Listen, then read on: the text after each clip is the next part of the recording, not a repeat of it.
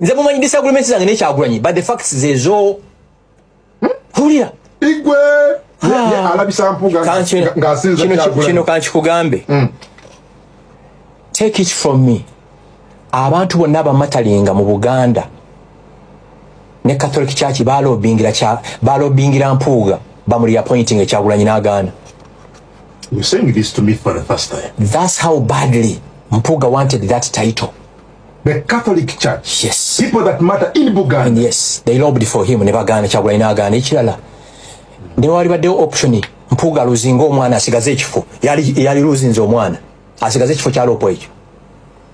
Bano baagala bitiibwa ati babalima bali mu struggle kujjako Museveni. Baagala bitiibwa. He was that bitter. Yes, I know.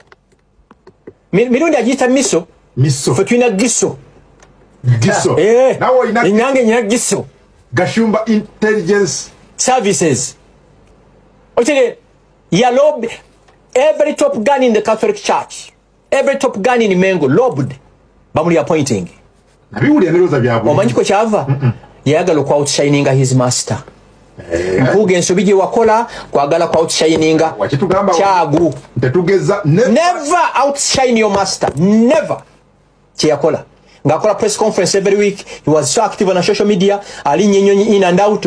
Kyagwenaga agenda malwaliro n'alambula. Atenze singa nali Kyagulanyi ate saali mugobi. Mbadde simugoba. Mbadde nja kumulinda akole byonna mu metiketi ya Nuupu. Kyagulanyi wakola mu ensobi. You overreacted. Yenkola ya Museveni kadaga nga etawanya Museveni. Museveni n'amulinda mu kalulu.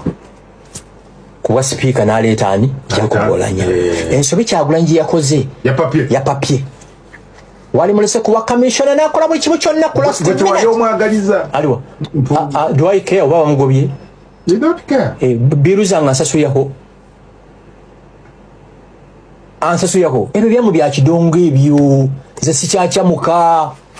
Okay, ngabiro kumulabira ko gambye. Nze omuntu gwe ndifendinga 24 hours mumanyi. Oyina ko gambye kali. Kaliwa. Nti Mpugga atambulenga n'ekifaananyi kyakyago. Oba agenda mu kyaki ujono Kyagulanyi oba mu motoka oba mu ddiiro oba mu office. Kino kankikugambe ani yafudde Mpugga kyali titles ebbiri. Answer me. It is Kyagulanyi.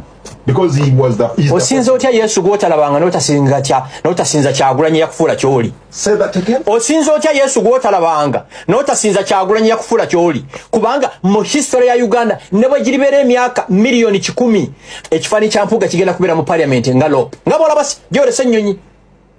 You get it? Chiringanga President Museveni okufuula minister oba state minister kikakatako musinza. Bw'omala okusinza Katonda, sinza bazadde bo, sinza Yoweri Museveni. Sinza Kyagulanyi obama. Museveni yakufuula kyoli. Sinza Katonda, sinza Allah. Osinze bazadde bo.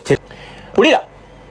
Embwa bw'ogisanga kasasiro ng'eweddewo enjala egiruma yonna eyina embiriizi zigiweddewo egenda kufa.